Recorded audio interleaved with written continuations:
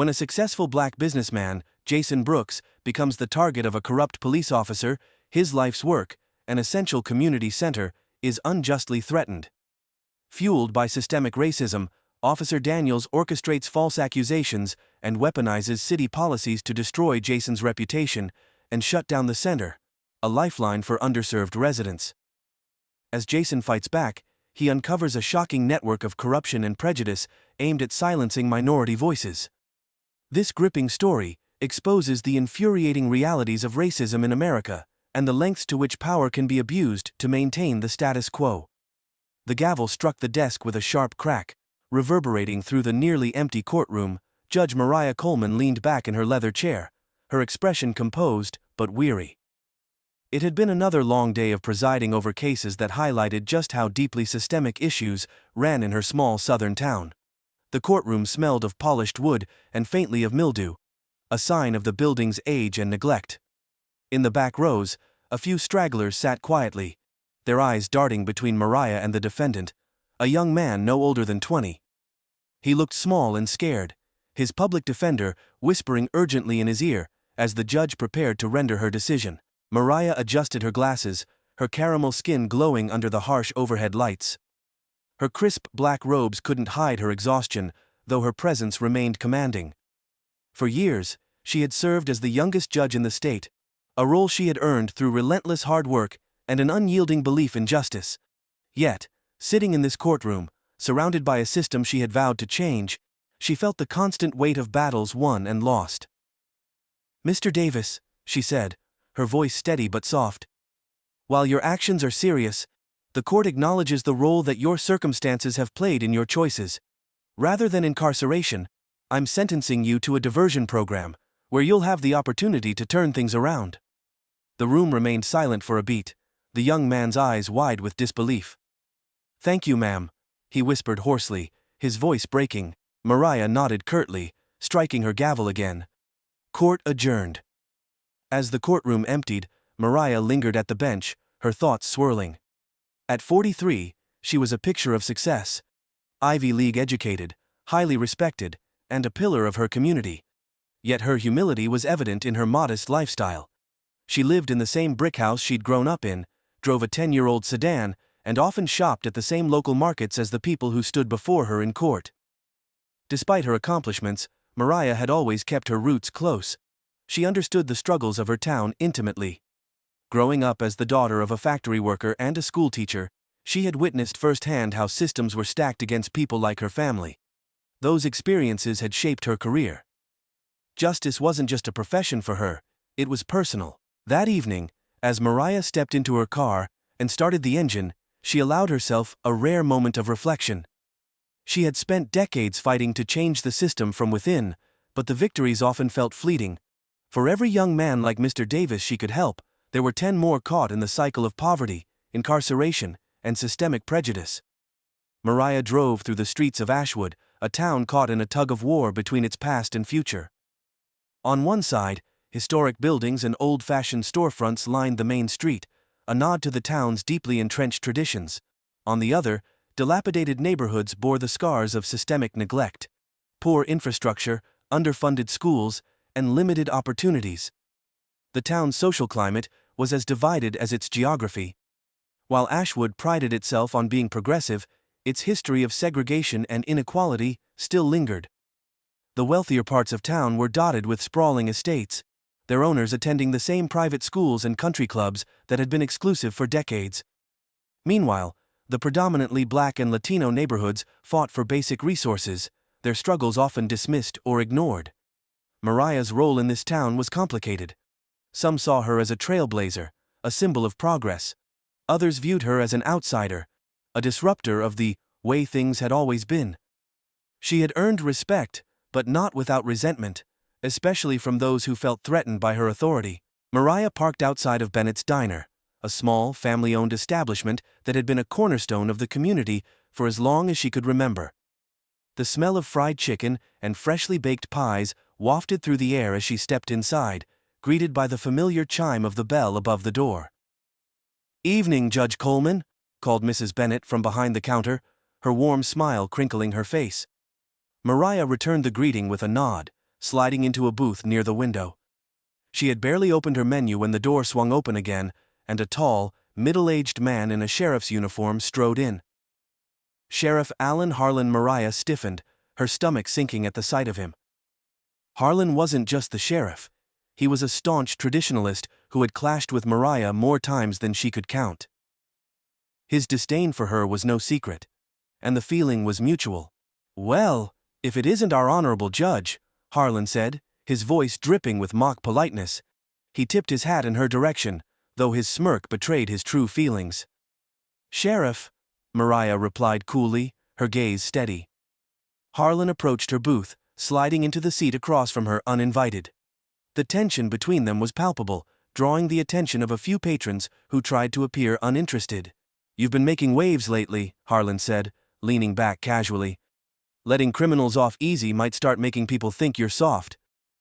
Mariah's jaw tightened, but she refused to rise to his bait. "My sentences are fair, based on the circumstances and the law. If you have a problem with them, I suggest you take it up with the appellate court." Harlan chuckled, his eyes narrowing. "You might be the judge, but this is my town, don't forget that." Mariah met his gaze, her voice calm but firm. "Your town? Or the people's town, Sheriff?" The conversation ended as abruptly as it began, when Mrs. Bennett arrived with a pot of coffee. Breaking the tension, Harlan left soon after, but his words lingered, filling Mariah with a sense of foreboding. Something about his tone felt like more than a passing remark. It felt like a warning. Later that night, as Mariah prepared for bed, she couldn't shake the feeling that Harlan's presence at the diner hadn't been a coincidence. She had spent her career navigating hostility, but the sheriff's words felt different this time. More personal, more pointed. She glanced at her phone, where an email from a local journalist sat unopened. The subject line read, "Questions about Sheriff Harlan's department." Mariah's finger hovered over the screen before she finally opened it. As she read the email, her pulse quickened. Allegations of misconduct, missing evidence, and cases quietly dismissed without explanation. It was the kind of corruption Mariah had feared, but never had proof of. Until now. Her heart raced as she realized the implications. If the journalist's claims were true, she couldn't ignore them, but taking on the sheriff's department would mean risking everything: her reputation, her safety, and the fragile progress she had fought so hard to build. Mariah set the phone down, staring out the window into the darkened streets of Ashwood. The quiet hum of the town felt heavier tonight, as though it, too, was holding its breath. The heavy glass doors of Fairmont Bank swung open as Jason Brooks stepped inside, greeted by the familiar scent of freshly polished wood and the faint hum of a nearby espresso machine. Jason adjusted the cuffs of his crisp navy suit, his sharp features calm, yet commanding. Though his every movement exuded quiet confidence, there was a subtle humility in the way he nodded at the security guard and gave a warm smile to the receptionist. Jason Brooks wasn't just another customer walking into Fairmont Bank, he was its largest depositor, and the CEO of Brooks Co., a real estate development firm with assets valued at over $500 million. Yet, despite his undeniable wealth and influence, Jason preferred simplicity. His sleek Aston Martin parked discreetly around the corner, and his unassuming demeanor often made him blend in where others might flaunt their success. At 46, Jason had the kind of life many dreamed of. But success, especially as a black man in America, came with its own burdens.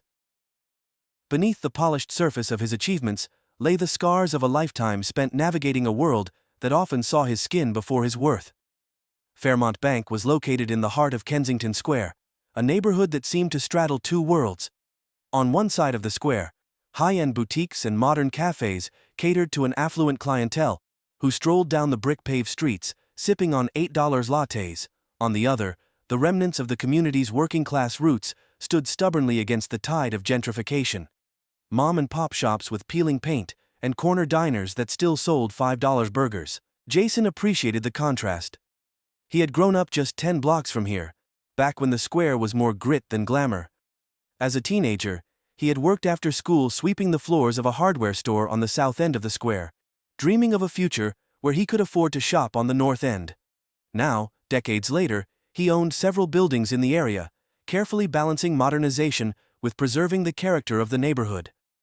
But Kensington Square, much like Jason's life, was layered with unspoken tension.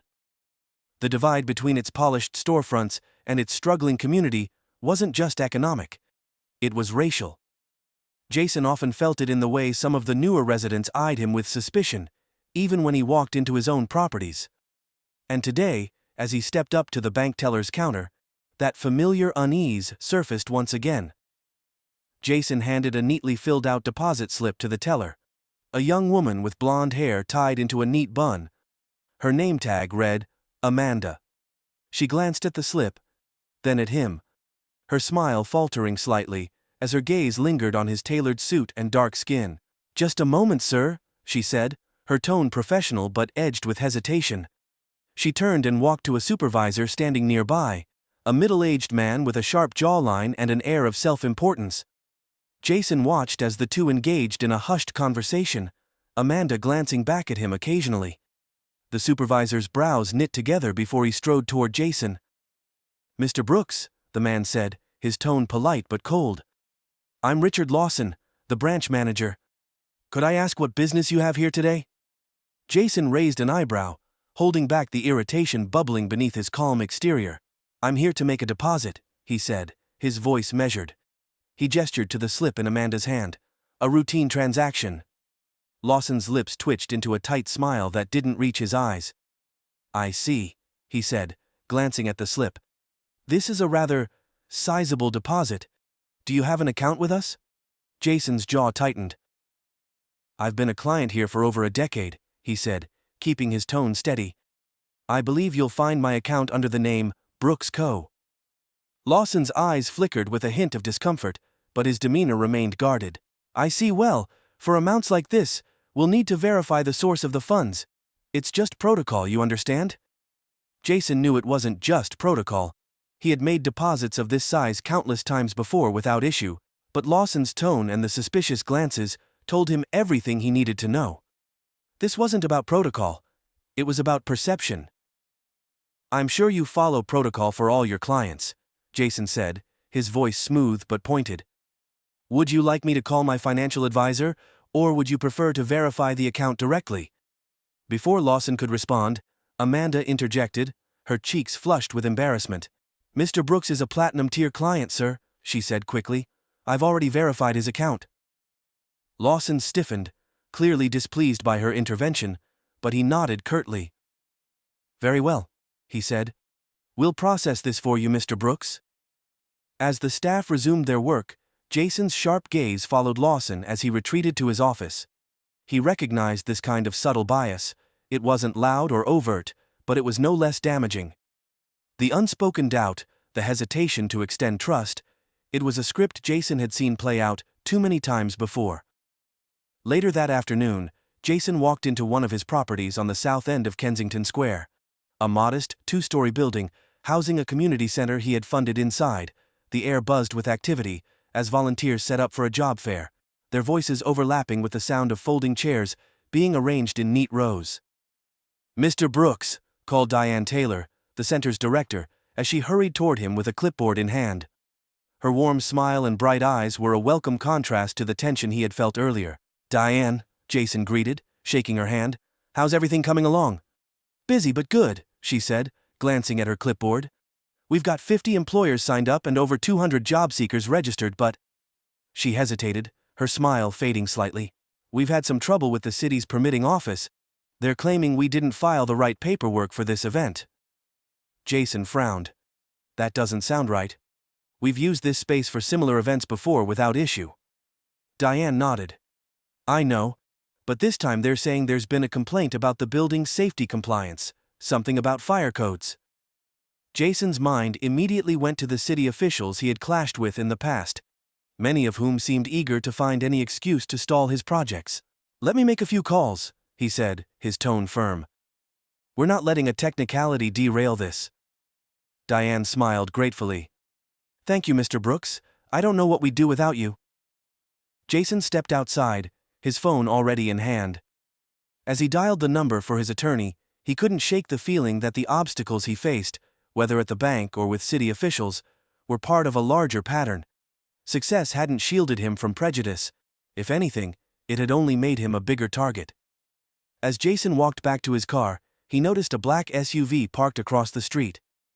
Its windows were tinted, but he could feel the weight of someone watching him.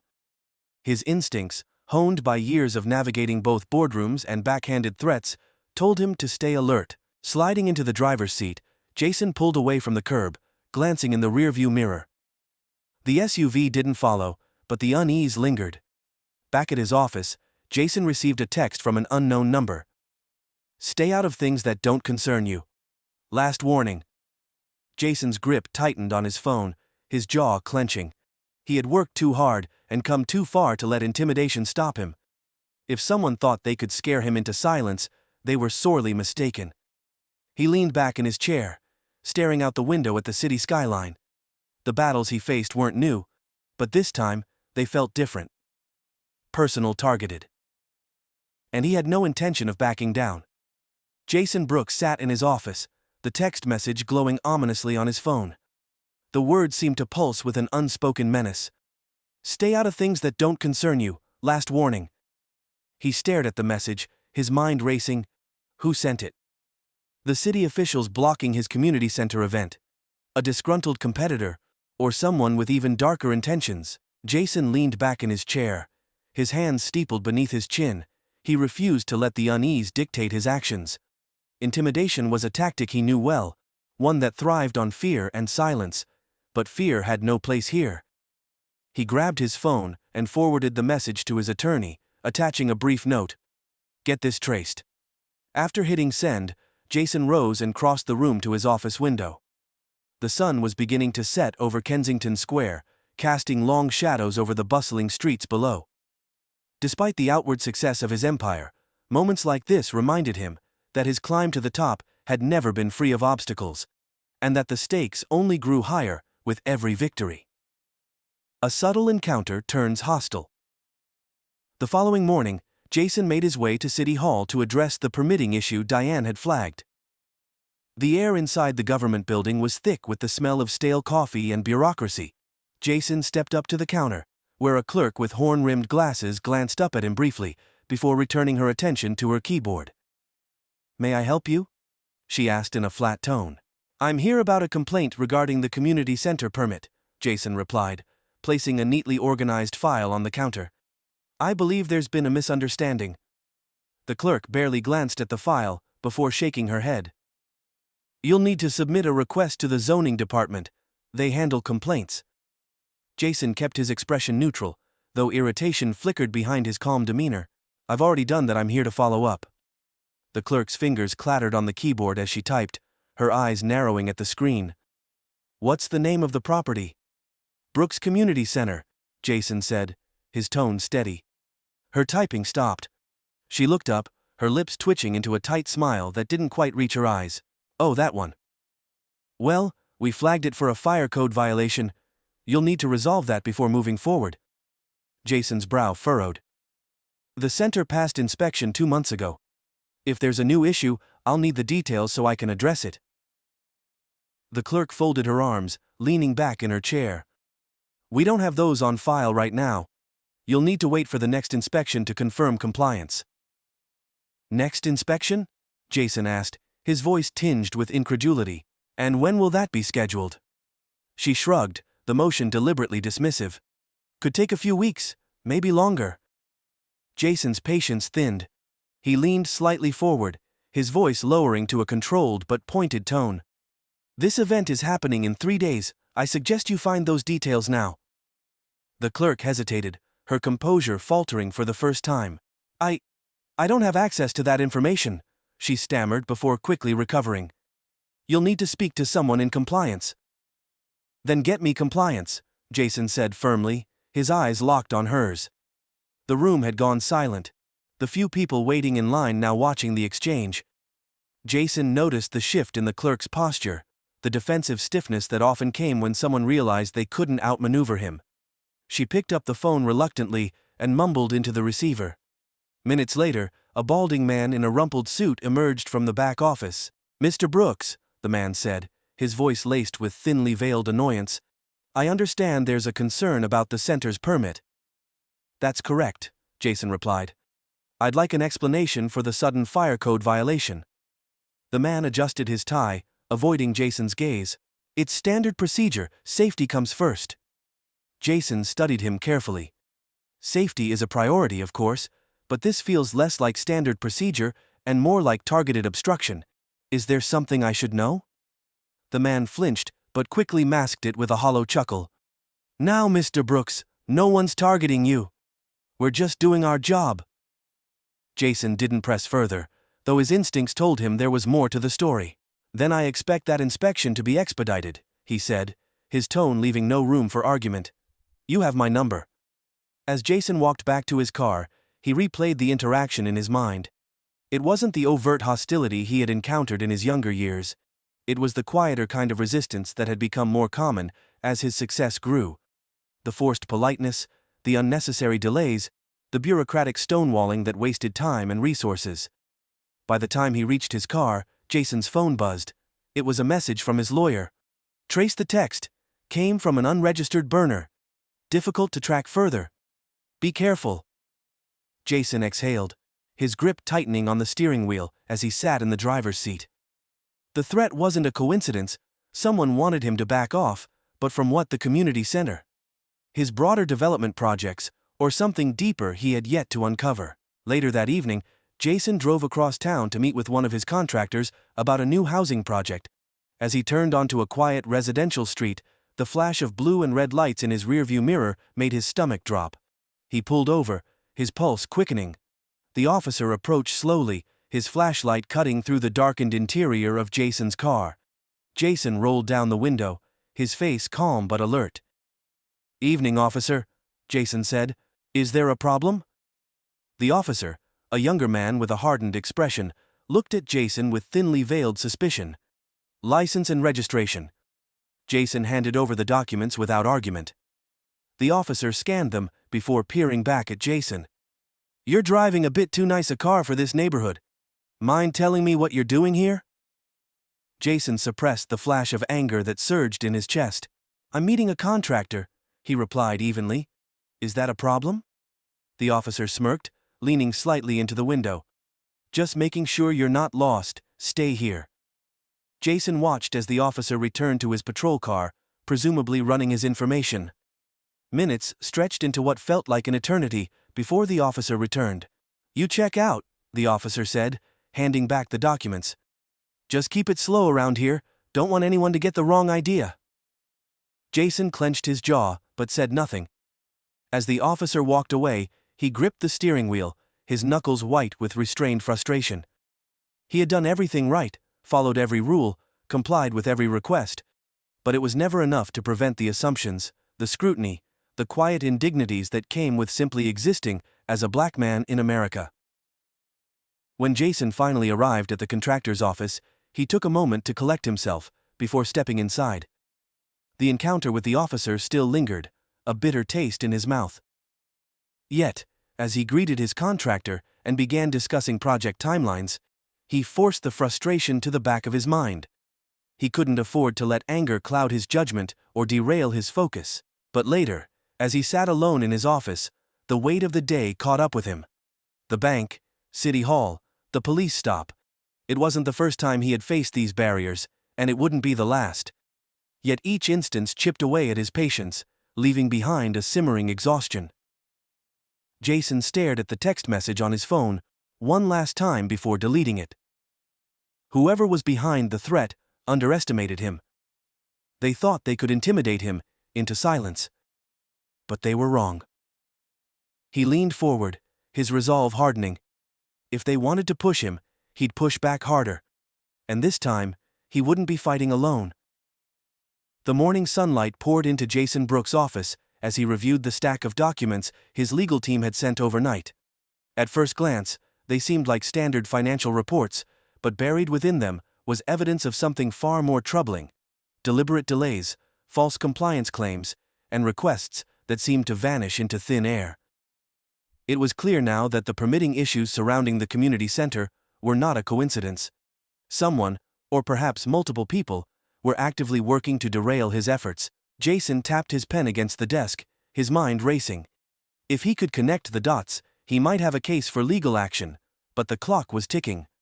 The job fair at the center was only 2 days away, and the city's fire marshal had yet to approve the required clearance. Without it, the event could be shut down on a technicality. A victory for whoever wanted to see him fail. Jason's phone buzzed. Diane Taylor's name flashed across the screen. Her usual composed voice was edged with panic. "Jason, we have a problem," she said quickly. "The fire marshal just showed up at the center. They're claiming the building is unsafe and threatening to issue a closure notice." Jason's jaw tightened. "Did they say what the issue is?" "No specifics," Diane replied. "Just something about structural integrity. But Jason, the center passed every inspection just weeks ago. This doesn't make sense." Jason took a deep breath, steadying himself. "I'll be there in 20 minutes. Don't let them do anything until I arrive." Grabbing his coat, Jason called his attorney, Mitchell Ryan, on the way out. Mitchell was a skilled litigator, though his cautious nature often clashed with Jason's more aggressive approach. "They're shutting down the center over bogus claims," Jason said as he drove. "I need you there, Mitchell. Bring everything we've got on those inspections." Mitchell hesitated. "Jason, this feels like a setup. Whoever's behind this has power, and they're not going to play fair." Jason's voice hardened. "Then we won't either be there." By the time Jason arrived at the community center, a small crowd had gathered. Volunteers, job seekers, and a handful of concerned residents stood on the sidewalk, murmuring anxiously. At the center of the commotion was a uniformed fire marshal, clipboard in hand, flanked by 2 officers from the local police department. Jason recognized one of them, Officer Daniels, the same man who had pulled him over earlier that week. Jason stepped out of his car, his presence immediately drawing attention. The fire marshal turned to him, his expression unreadable. "Mr. Brooks," he said flatly, "I assume you're here regarding the closure notice." "That's right," Jason said, striding forward. "And I'd like an explanation for why this building, which passed inspection 2 months ago, is suddenly deemed unsafe." The fire marshal adjusted his hat, avoiding direct eye contact. "We've received a complaint about structural concerns. Until we can verify that the building is safe, it will remain closed." Jason glanced at the officers standing nearby, their hands resting casually on their belts. The air was thick with unspoken tension, the kind that made every move feel weighted. "This complaint," Jason said evenly. "Who filed it, and why wasn't I informed?" "That information is confidential," the marshal replied, his tone clipped. "Our priority is public safety." Jason's patience frayed. Public safety or public sabotage? This center has been a cornerstone of this community, and you're shutting it down 2 days before a major event without evidence. "I'm not leaving until you give me a valid reason." The marshal's face darkened, his voice hardening. "I suggest you lower your tone. Mr. Brooks, I have the authority to enforce this closure." Before Jason could respond, Mitchell arrived, his briefcase in hand and his expression grim. He handed Jason a folder containing the building's inspection reports, which Jason immediately thrust toward the fire marshal. "Here's your evidence," Jason said, his voice calm but firm. "The building is fully compliant. If you're claiming otherwise, I expect documented proof." The marshal hesitated, flipping through the papers with a frown. Nearby, Officer Daniels stepped closer, his hand now resting firmly on his holstered weapon. The movement wasn't overtly threatening, but it was clear enough to send a message. Jason caught Daniels' eye. "Is there a reason you're so interested in this discussion, officer?" he asked, his tone measured but sharp. Daniels smirked, his gaze lingering on Jason with thinly veiled disdain. "Just keeping the peace." "Funny," Jason said. "You didn't seem so concerned about peace when you pulled me over for no reason earlier this week." Daniels' smirk faltered, but he didn't respond. The crowd around them grew quieter, their unease palpable. The fire marshal handed the folder back to Jason, his expression unreadable. "I'll review these documents," he said stiffly. "But until then, the closure stands." As the fire marshal turned to leave, a voice from the crowd called out, "Why are you shutting this place down? Jason's done more for this community than anyone." The comment rippled through the crowd, emboldening others. "Yeah, what's the real reason?" someone else shouted. The marshal's posture stiffened, his authority clearly being challenged. He turned back to Jason, his eyes narrowing. "If you want to play games, Mr. Brooks, we can escalate this, but I'd advise against it." Jason met his gaze unflinching. Do what you have to do, but I won't stop fighting for this community. As the marshal walked away, Officer Daniels lingered, his smirk returning. Careful, Mr. Brooks. Push too hard, and you might find yourself on the wrong side of the law. Jason's anger flared, but he kept his composure. The wrong side of the law is exactly what I'm fighting against. Daniels chuckled, his tone mocking. Good luck with that. Back inside the community center, Jason gathered Diane, Mitchell, and a few key volunteers. The mood was tense, their frustration and fear evident. They're not going to stop, Diane said, her voice shaking. Whoever's behind this has too much power. Jason nodded, his expression grim but determined. Power doesn't scare me, we've faced worse, and we've won. But this time, we need to play smarter. Mitchell adjusted his tie, his reluctance evident. Jason, if this goes to court, it could take months. The event will be long over. We're not waiting for the courts, Jason said. We're taking this public. Diane's eyes widened. You mean? Jason nodded. We expose everything. The delays, the false claims, the threats. If they want a fight, we'll give them one they can't hide from. Mitchell hesitated. That's a risky move, Jason. They'll come after you harder. Jason met his gaze, his voice steady. Let them. I didn't build this life by backing down.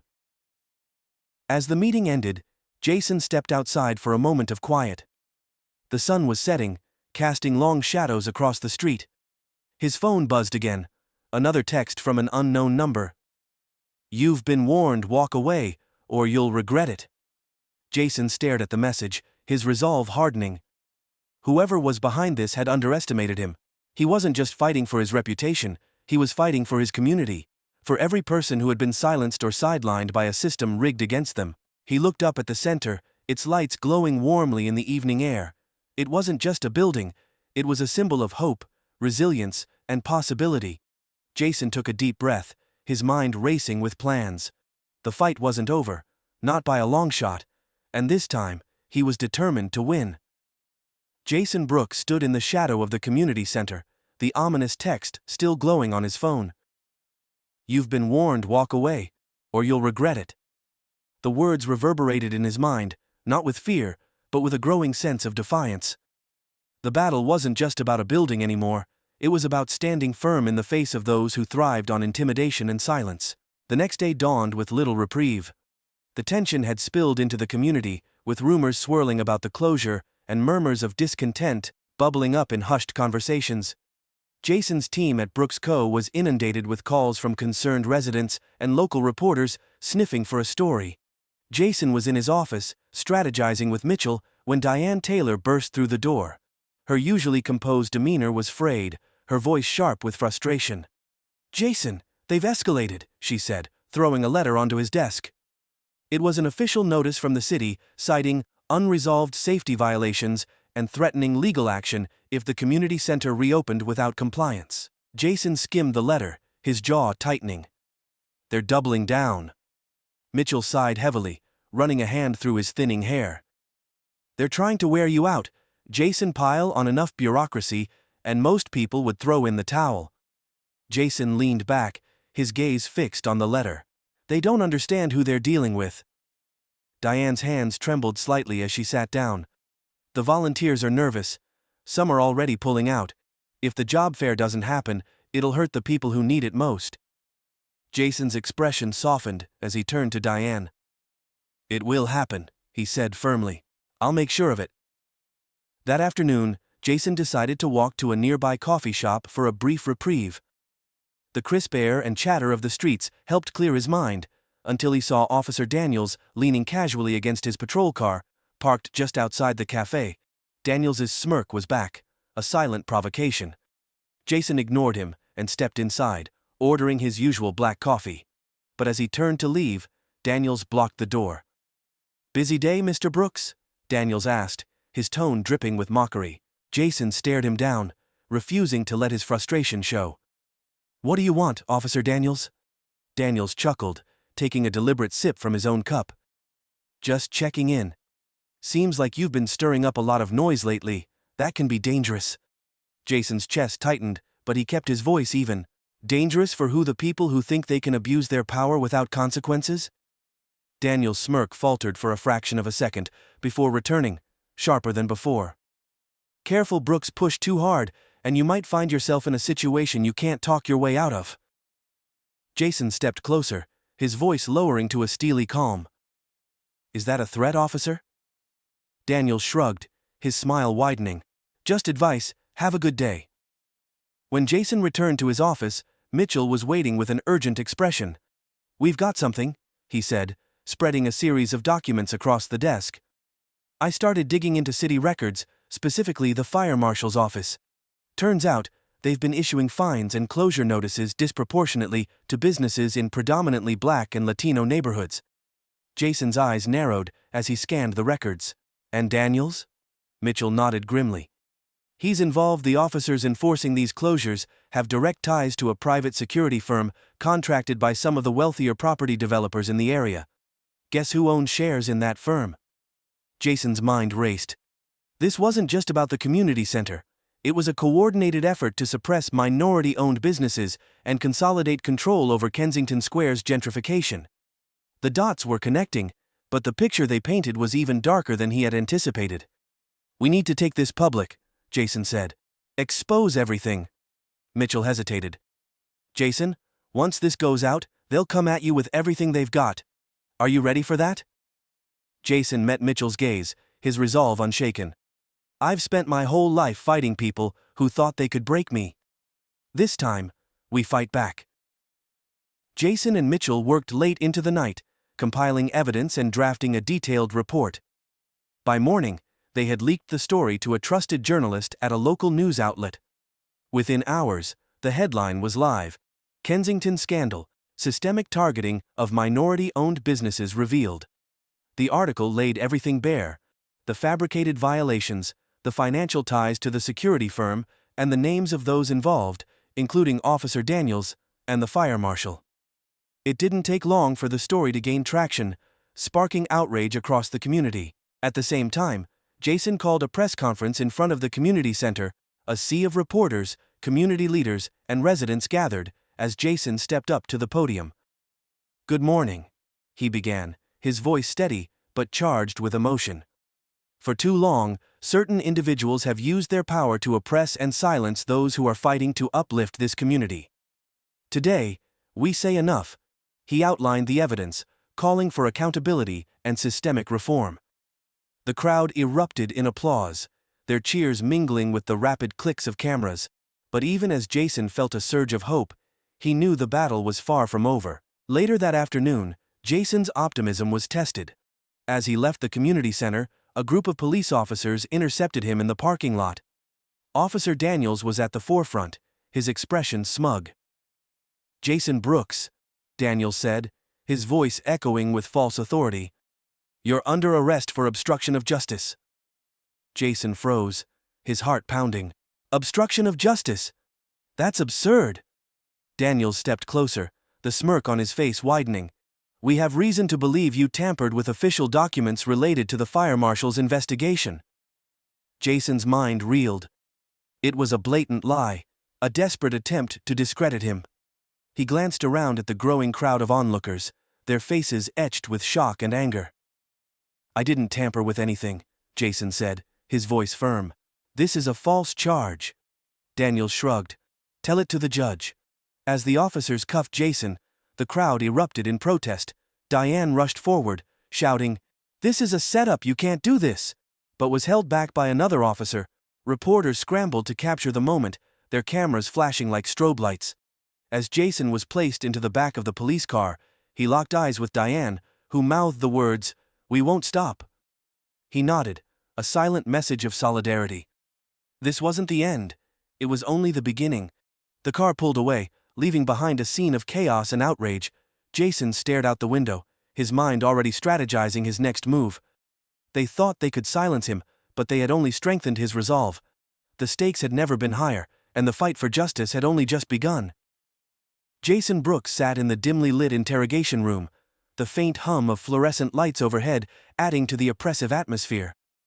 The cuffs had been removed, but the cold steel chair beneath him and the emptiness of the gray walls reminded him of the stakes. Across the table, Officer Daniels leaned back, a smug grin playing on his face. To his left, a younger officer, clearly uneasy, sat rigidly, his gaze darting between Daniels and Jason. "Quite the show you've been putting on, Brooks," Daniels began, his tone laced with mockery. "Leaking those documents, rallying the press. You really think you're some kind of hero?"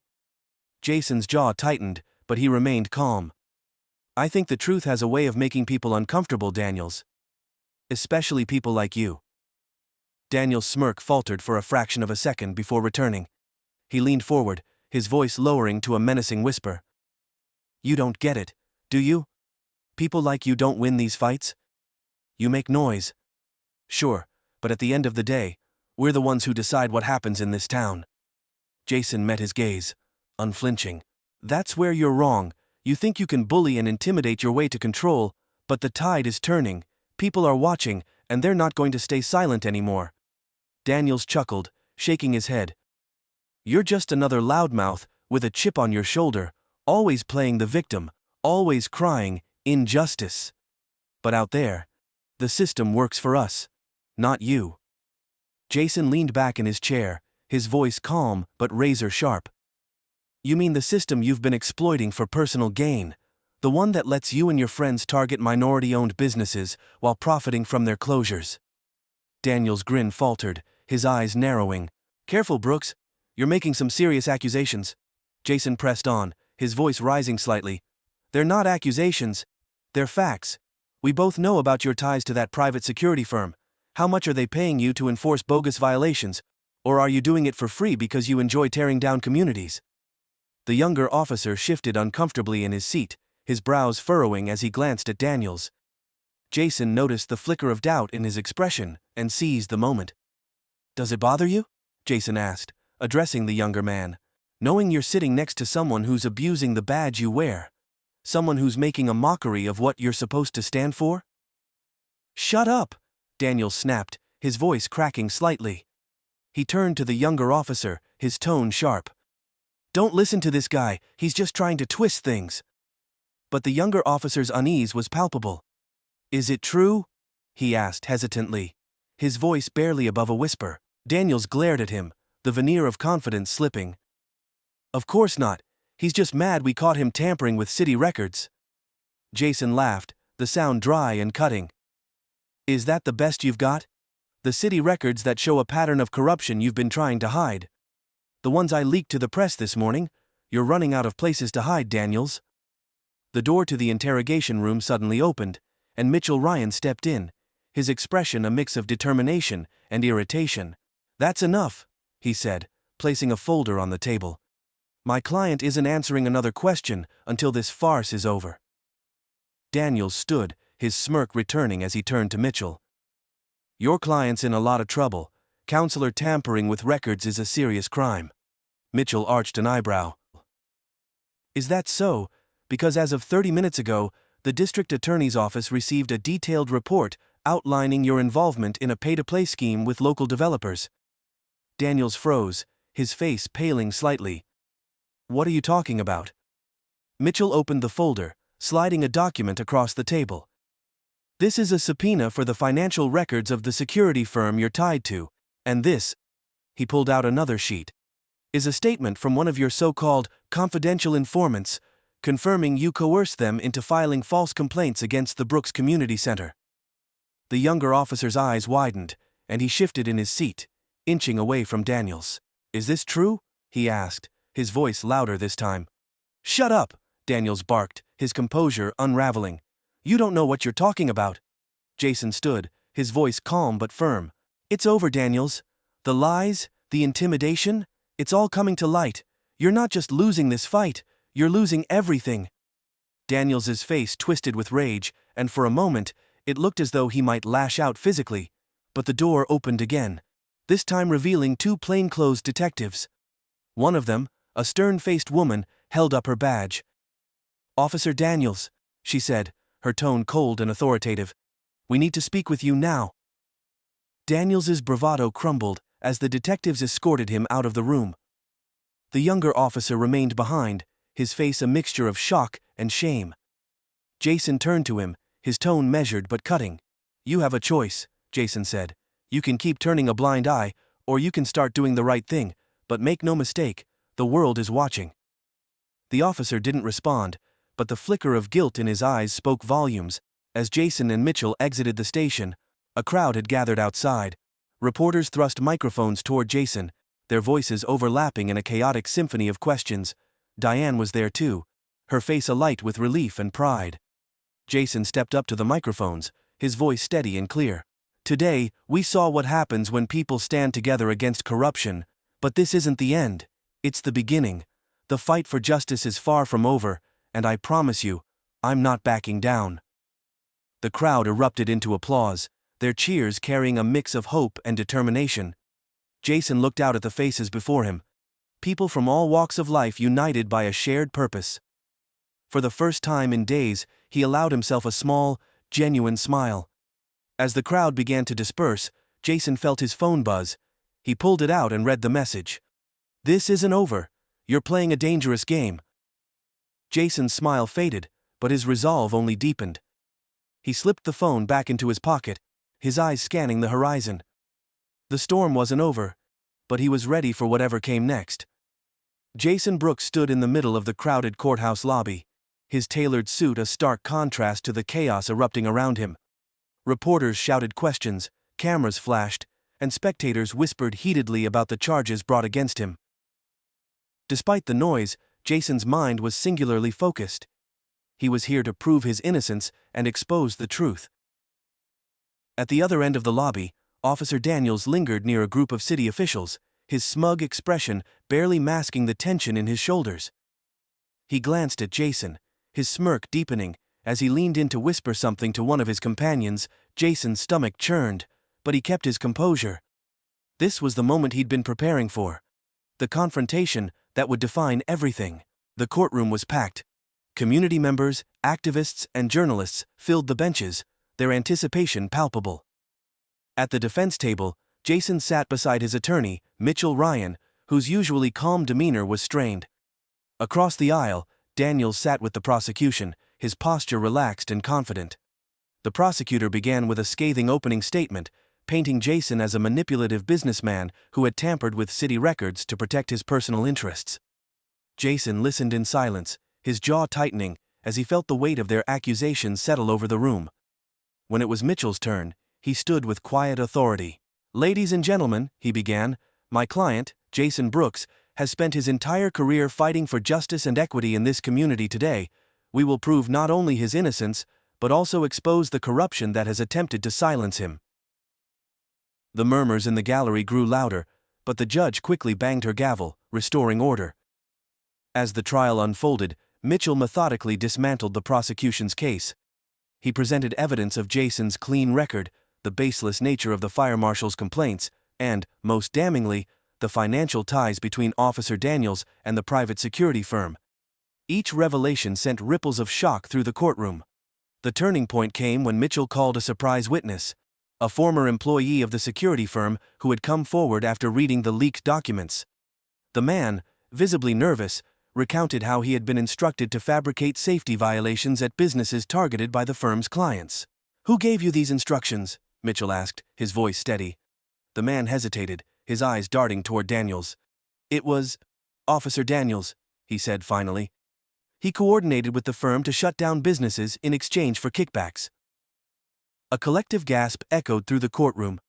Daniels' face turned ashen, and for the first time, his confidence wavered. Daniels was called to the stand next, and Mitchell wasted no time pressing him. "Officer Daniels," Mitchell began, pacing slowly in front of the jury. "You've been accused of accepting bribes and using your position to target minority-owned businesses. Do you deny these allegations?" Daniels smirked, leaning back in his chair. "Absolutely. This is nothing more than a desperate attempt to deflect blame." Mitchell nodded, his expression unreadable. "And yet, we have financial records showing deposits into your account from the very firm responsible for filing these complaints. Care to explain that?" Daniels's smirk faltered. "Those payments were consulting fees," he said, his voice tightening. I worked with them on unrelated matters.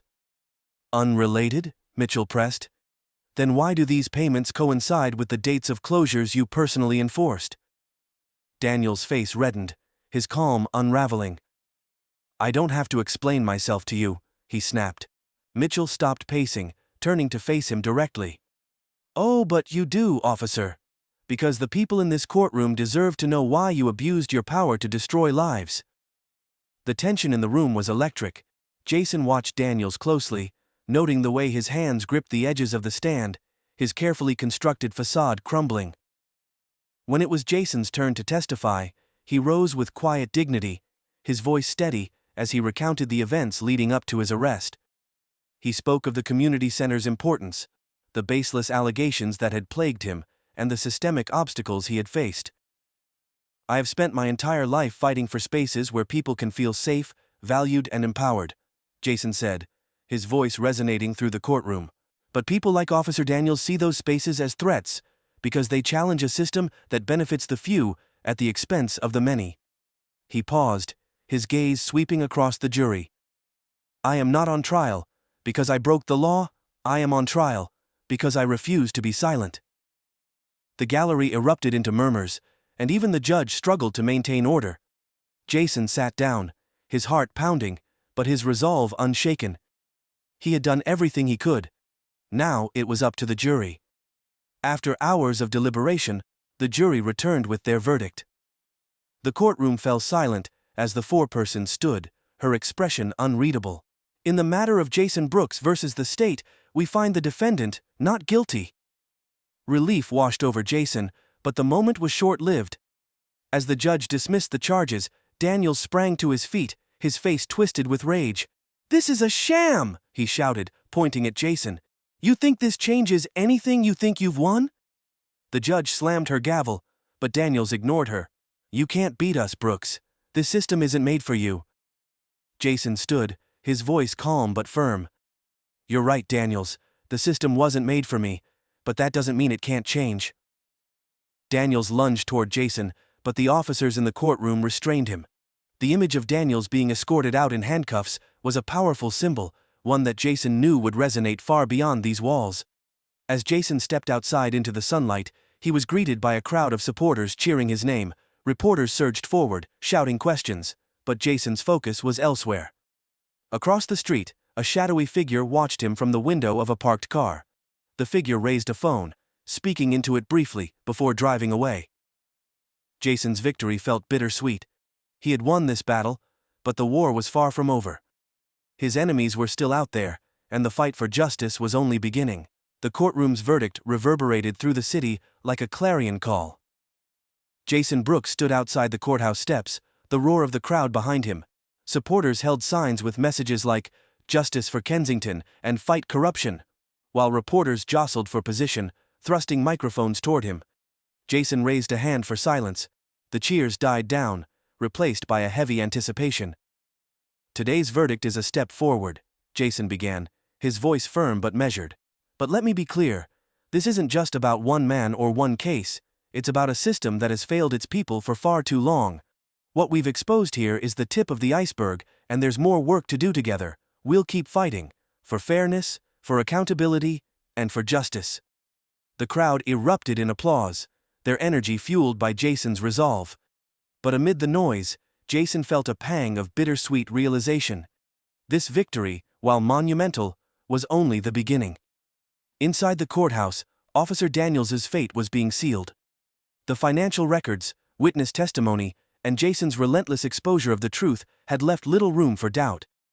As Daniels was led away in handcuffs, his face was a mixture of anger and humiliation. The once confident enforcer of systemic oppression was now a public symbol of its downfall. The fallout didn't stop with Daniels. The fire marshal resigned within days, facing mounting pressure and potential charges for his role in the corruption scheme. Investigations into the private security firm revealed a network of unethical practices tied to influential property developers, sparking calls for reform at both the local and state levels. For the first time in years, Kensington Square felt the stirrings of change. Back at the community center, Jason walked through the newly reopened building, his steps purposeful but reflective. The job fair was in full swing, with booths lined up showcasing local businesses, nonprofits, and educational programs. The hum of activity filled the air, a stark contrast to the silence that had once threatened to overtake this space. Diane Taylor approached him, her face glowing with pride. "We did it," she said, gesturing to the bustling scene around them. "You did it?" Jason smiled, though the weight of the past weeks lingered in his eyes.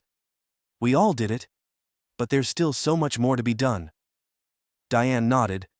"You've been through hell, Jason. No one would blame you if you wanted to step back, take a break."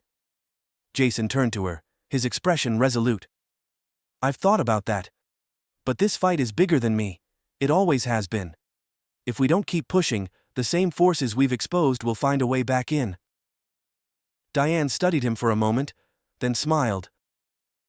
"I don't think I've ever met anyone as stubborn as you." Jason chuckled softly. "Let's call it determination." The impact of Jason's fight extended beyond Kensington Square. The story of his ordeal, and his victory, captivated national attention, sparking debates about systemic racism, corruption, and the abuse of power. Activists and community leaders across the country drew inspiration from his actions, using his case as a blueprint for their own battles. Local government officials, now under intense scrutiny, implemented new oversight measures for city inspections and law enforcement practices. Community-led initiatives gained traction, with residents demanding greater transparency and accountability from their leaders.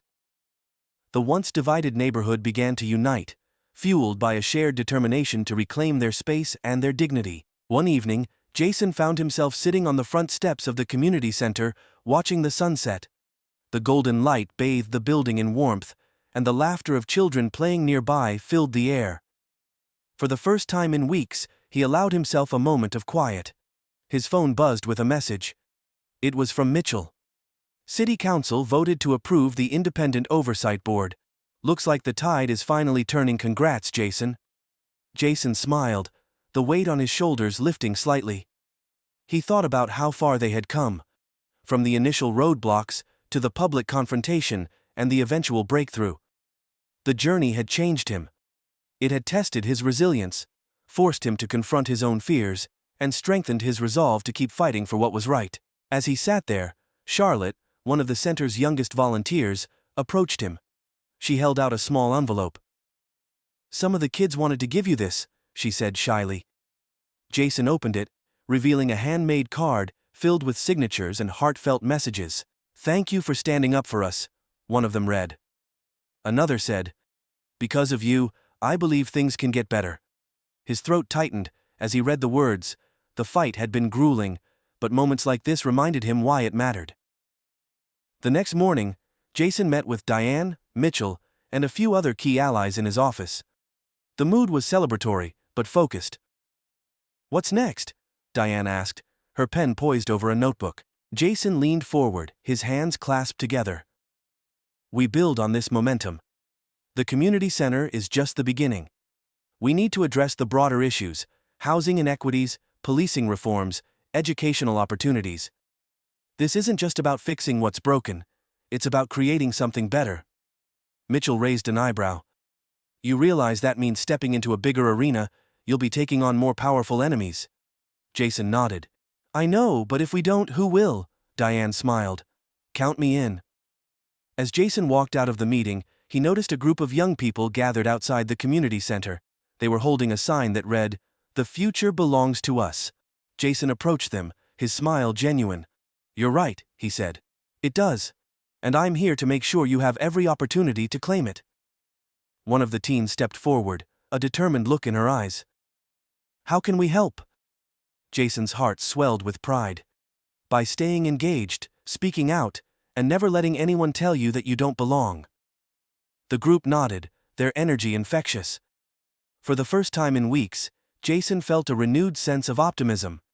The road ahead would be challenging, but it was clear he wasn't walking it alone. As the sun dipped below the horizon, Jason stood in front of the community center, the lights glowing warmly behind him. The building had become more than just a structure. It was a symbol of resilience, unity, and hope. Jason took a deep breath, his gaze fixed on the skyline. The fight for justice was far from over, but he was ready for whatever came next. The story wasn't just his anymore. It belonged to everyone who believed in the power of standing up, speaking out, and creating change. And together, they would continue to push forward, one step at a time. Jason Brooks stood at the edge of Kensington Square, watching as the community center buzzed with life. The evening glow of its lights spilled onto the sidewalk, a stark contrast to the darkness that had loomed over it just weeks before. Children played on the steps, their laughter echoing into the night, while parents mingled at nearby food trucks. This was the vision Jason had fought for, a place where people could come together, feel safe, and imagine brighter futures. But the fight to make this vision a reality had changed him. Jason reflected on how far he'd come since the first allegations against the center. At the beginning, he had believed that his reputation, resources, and track record would shield him from the systemic barriers he had fought against his entire life. He had underestimated just how entrenched those barriers were, and how deeply the roots of corruption ran. Yet, through the adversity, Jason discovered a deeper strength within himself. The courtroom battles, public confrontations, and personal sacrifices had stripped away any illusions he once held about his immunity to injustice. He realized that his power didn't lie in his wealth or influence, but in his resilience and the ability to inspire others to act. This ordeal had also taught him the value of community. Jason had always seen himself as a leader, but for the first time, he recognized the collective power of people uniting for a shared cause. The voices of supporters, the courage of whistleblowers, and the unwavering loyalty of his team reminded him that progress wasn't achieved in isolation. It required a chorus of determination. Jason's personal struggle against Officer Daniels and the corrupt system he represented shone a light on larger, systemic issues. The revelations about the coordinated effort to target minority-owned businesses sparked a citywide reckoning. Conversations about racial bias, abuse of power, and economic disenfranchisement flooded local forums, newsrooms, and government offices. The fight in Kensington Square was no longer just about the community center. It became a symbol of the broader struggle for equity, a reminder that racism doesn't always wear a blatant mask. Sometimes it hides behind policies, bureaucratic loopholes, and quiet prejudice. Jason's story forced people to confront the uncomfortable truth that systemic issues don't resolve themselves. They require intentional, sustained effort. One of the most poignant outcomes was the ripple effect his battle created. Activists in neighboring cities began citing Jason's case as a precedent for challenging corruption and racial inequity. A group of small business owners formed a coalition to push for legislative changes, including stricter oversight of city inspectors and law enforcement practices. For Jason, the most profound realization was that change, while slow and imperfect, was undeniably possible. The victory wasn't in dismantling every injustice overnight. That was an impossible burden for any single person or community to bear. The real victory lay in refusing to accept the status quo and daring to push for something better. Jason's message to his supporters became a rallying cry. We may not fix everything in our lifetime, but every step forward matters. Every barrier we break, every voice we amplify, every system we reform, it all adds up, and that's how progress happens. He encouraged others to find their own way to contribute, whether by voting, volunteering, speaking out, or simply listening and learning. The fight for justice isn't just fought in courtrooms or protests, he told them. It's fought in everyday decisions, in how we treat each other, the conversations we have, and the values we uphold. One evening, Jason revisited the courtroom where his trial had taken place. It was empty now, the seats where reporters had once sat buzzing with questions now silent. As he stood at the defendant's table, he allowed himself to feel the weight of everything that had transpired. It was here that Daniels had finally been held accountable. It was here that the truth had come to light. And it was here that Jason had realized his purpose wasn't just to win his own battle. It was to ensure that others wouldn't have to fight the same one. His thoughts were interrupted by the sound of footsteps. Mitchell Ryan entered, holding a thick file. "I thought I'd find you here," Mitchell said, setting the file on the table. "They're calling it the Brooks Reforms. Oversight measures for inspections, new accountability protocols for law enforcement. You did it, Jason." Jason smiled, but it was a weary smile. "We did it," he corrected. "And now, we have to make sure it lasts." As Jason walked back through Kensington Square that night, he felt a renewed sense of purpose. The battle had left scars, but it had also reignited his belief in the power of collective action. He passed a mural painted on the side of the community center, a vibrant depiction of unity, featuring hands of all colors raised together. Standing before the mural was a group of young activists, their faces lit with determination. Jason approached them, recognizing one of the teens who had asked how they could help during the job fair. "Still working late?" he asked with a grin. The teen turned, smiling. "We're planning a workshop on civic engagement," she said. "Figured we should keep the momentum going." Jason nodded, pride swelling in his chest. "That's the key, keep pushing, no matter how hard it gets." As he walked away, he overheard one of the teens say, "If he can do it, so can we." Jason's journey wasn't just about clearing his name or reopening the community center. It was about proving that even the most entrenched systems can be challenged. His story showed that progress isn't linear. It's messy, exhausting, and often comes at a personal cost. But it's also worth every moment of struggle. The events in Kensington Square served as a powerful reminder that systemic change requires both individual courage and collective effort. It's about ordinary people doing extraordinary things, choosing to speak up, stand together, and demand better. For Jason, the fight wasn't over. There were still policies to change, minds to educate, and systems to reform.